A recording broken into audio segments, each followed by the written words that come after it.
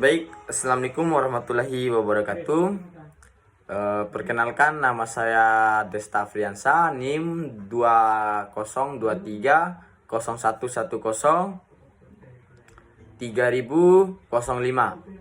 Di sini saya akan membuat tugas video yang diberikan oleh Ibu Dende Ratna terkait tugas UTS tentang peradilan tata usaha negara. Nah, saya akan menjelaskan apa sih peradilan tata usaha negara. Ya, sejarah peradilan tata usaha negara. Cita-cita terbentuknya Undang-Undang Dasar 1945. Hal ini dapat diketahui dari ketentuan pasal 24 menyatakan bahwa kekuasaan kehakiman dilakukan oleh suatu Mahkamah Agung dan lain-lain. Badan kehakiman menurut undang-undang, susunan badan dan kehakiman diatur dengan undang-undang. Peradilan tata usaha negara sebagai peradilan yang terakhir dibentuk yang ditandai dengan disahkannya Undang-Undang Nomor 5 Tahun 1986. Pada tanggal 29 Desember 1986 dalam konsideran menimbang undang-undang tersebut disebutkan bahwa salah satu tujuan dibentuknya peradilan tata usaha negara atau Peratun adalah untuk mewujudkan tata kehidupan negara dan bangsa yang sejahtera, aman, tentram, serta tertib yang menjamin kehidupan warga masyarakat dalam hukum yang menjamin terpeliharaannya hubungan yang serasi, seimbang, serta selaras antara aparatur bidang tata usaha negara dan para warga masyarakat. Dengan demikian, lahirnya Peratun atau yang tadi peradilan tata usaha negara yang menjadi bukti bahwa Indonesia adalah negara hukum yang menjunjung tinggi nilai-nilai keadilan, kepastian hukum, hak asasi manusia atau yang sering kita ketahui yaitu HAM. Sebagai negara yang demokrasi, Indonesia memiliki sistem ketatanegaraan dengan memiliki lembaga eksekutif, legislatif, dan yudikatif. Dari ketiga lembaga tersebut, eksekutif memiliki porsi peran dan wewenang yang paling besar apabila dibandingkan dengan lembaga lainnya. Oleh karena perlu ada kontrol terhadap pemerintah untuk adanya check and balance. Salah satu bentuk kontrol yudisial atas tindakan administrasi pemerintah adalah melalui lembaga peradilan. Dalam konteks ini, maka peradilan tata usaha negara dibentuk dengan Undang-Undang Nomor 5 Tahun 1986 yang kemudian dengan adanya tuntutan reformasi di bidang di bidang hukum telah disahkan Undang-Undang Nomor 9 Tahun 2004 tentang perubahan atau Undang-Undang Nomor 5 Tahun 1986. 31 perubahan yang mendasarkan dari Undang-Undang Nomor 5 Tahun 1986 adalah dengan dihilangkannya wewenang pemerintah IC Departemen Kehakiman sebagai pembina organisasi, administrasi yang keuangan serta dihilangkannya wewenang untuk melakukan pembinaan dan pengawasan umum bagi hakim Peratun. Hal ini diharapkan dapat meningkatkan independen lembaga peraturan. Di samping itu, adanya pemberlakuan sanksi berupa duangsom dan sanksi administrasi serta publikasi terhadap badan atau pejabat PT UN pejabat TUN, tata usaha negara, terduga yang tidak mau melaksanakan putusan atau peraturan peraturan itu, menjadikan peraturan yang selama ini dinilai oleh sebagai masyarakat macam ompong, kini telah mulai menunjukkan giginya atau taringnya. Sejak mulai operasionalkan Pratun pada tanggal 14 Januari 1991 berdasarkan Peraturan Pemerintahan Nomor 7 Tahun 1991 yang sebelumnya ditandai dengan diresmikannya tiga peradilan tinggi tata usaha negara PTTUN di Jakarta, Medan, dan Ujung Pandang. Kemudian berkembang dengan didirikannya pengadilan tata usaha negara di seluruh ibu kota provinsi sebagai pengadilan tata usaha negara sebagai pengadilan tinggi pertama. Hingga saat ini eksistensi dan Pratun sebagai suatu lembaga peradilan yang mempunyai fungsi, tugas, dan wewenang memeriksa, mengadili, dan memutuskan sengketa tata usaha negara antara anggota masyarakat dan pihak pemerintah eksekutif dirasakan oleh berbagai kalangan belum dapat memberikan kontribusi dan sumbangsi di dalam memberikan perlindungan hukum kepada masyarakat serta menciptakan perilaku aparatur yang bersih dan taat hukum serta dasar akan tugas dan fungsinya sebagai pelayanan dan pengayom masyarakat, bukan menindas masyarakat. Adapun yang kedua, kompetensi peradilan tata usaha negara. Kompetensi kewenangan suatu badan pengadilan untuk mengambil suatu perkara dapat dibedakan atas kompetensi relatif dan kompetensi absolut. Kompetensi relatif berhubungan dengan kewenangan peradilan untuk mengadili suatu perkara sesuai dengan wilayah hukumnya.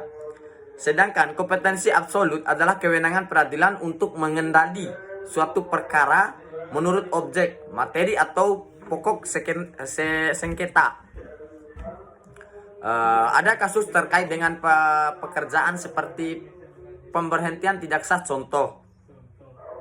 Contohnya, seorang PNS yang bekerja di dinas pemerintahan.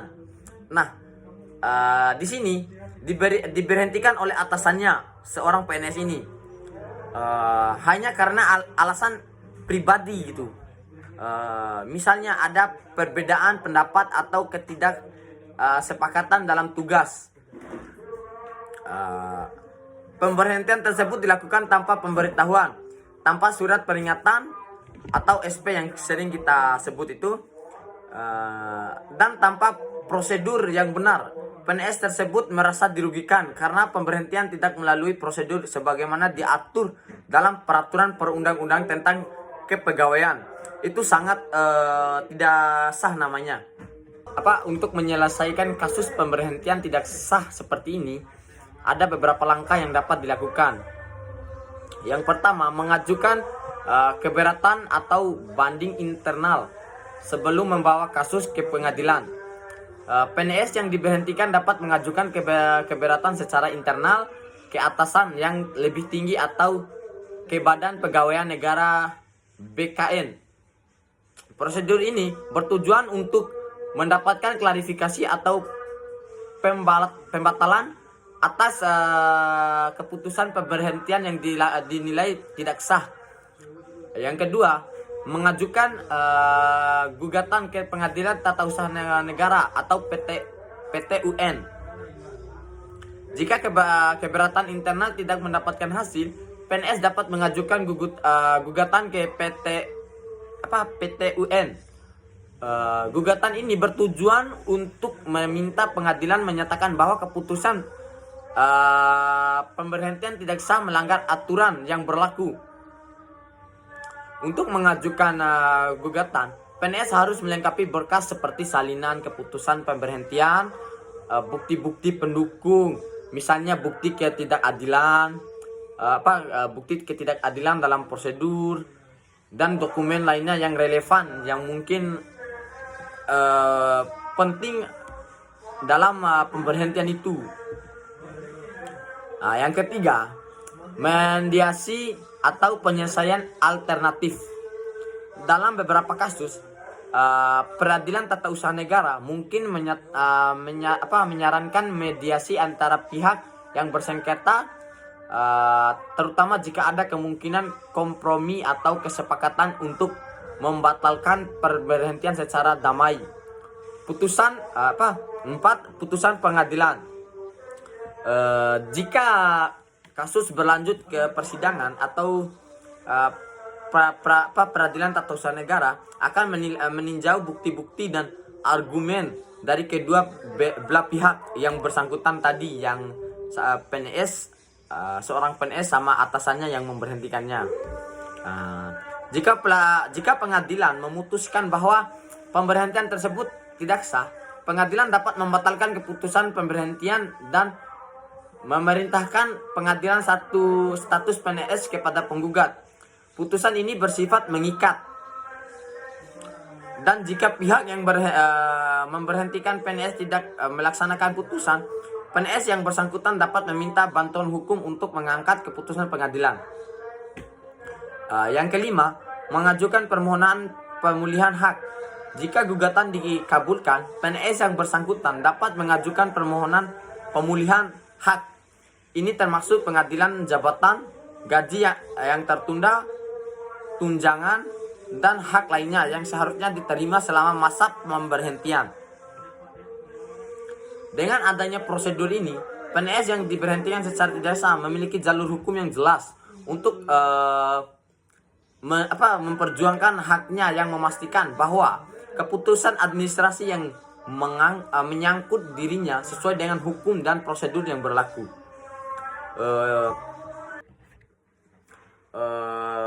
Adapun yang ketiga,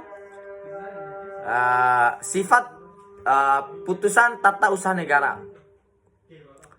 Keputusan tata usaha negara adalah suatu penetapan tertulis yang dikeluarkan oleh badan negara atau pejabat tata usaha negara, pegawai negara yang menjabat fungsi negara tertentu, yang berisi suatu tindakan hukum, rechts handling, dari pejabat tata usaha negara yang berdasarkan peraturan perundang-undang yang berlaku, bersifat konkret, individual, dan final, yang menimbulkan akibat hukum, menimbulkan hak dan kewajiban kepada orang lain, bersifat individu.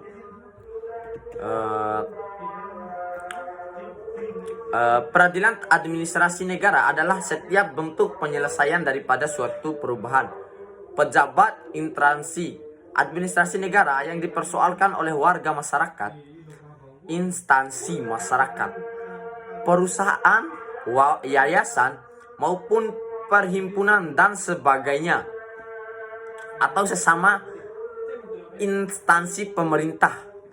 Pada umumnya, perbuatan yang dipersoalkan tersebut adalah perbuatan hukum atau tindakan hukum, rechts handling, administrasi, atau hukum administrasi. Campur tangan presiden dalam pelaksanaan putusan peradilan tata usaha negara memang diperlukan, mengingat pelaksanaannya tidaklah semudah pelaksanaan putusan peradilan pidana ataupun peradilan perdata. Hal ini disebabkan karena yang menjadi terduga dalam sengketa tata usaha negara selalu badan atau pejabat tata usaha negara.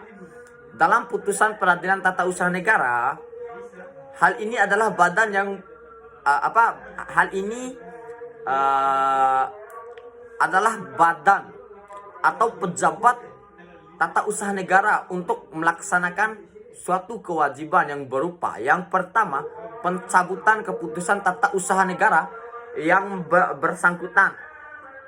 Yang kedua, pencabutan keputusan tata usaha negara yang bersangkutan dan menerbitkan keputusan tata usaha negara yang baru.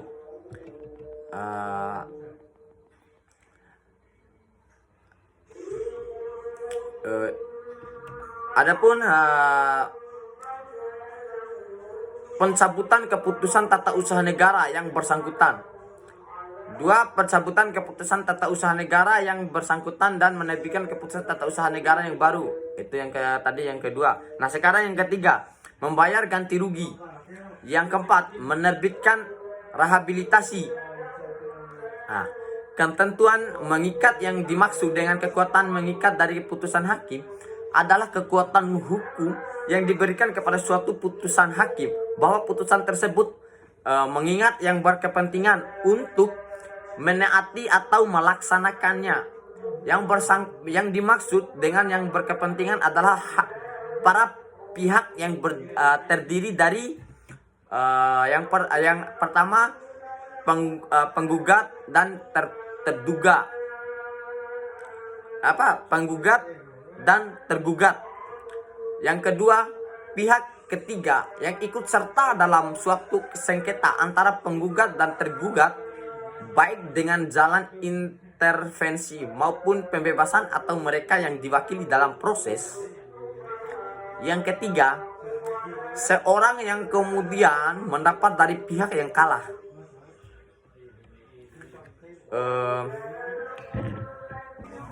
Mungkin itu saja yang bisa saya sampaikan teman-teman atau ibunda, Ibu Dende Ratna.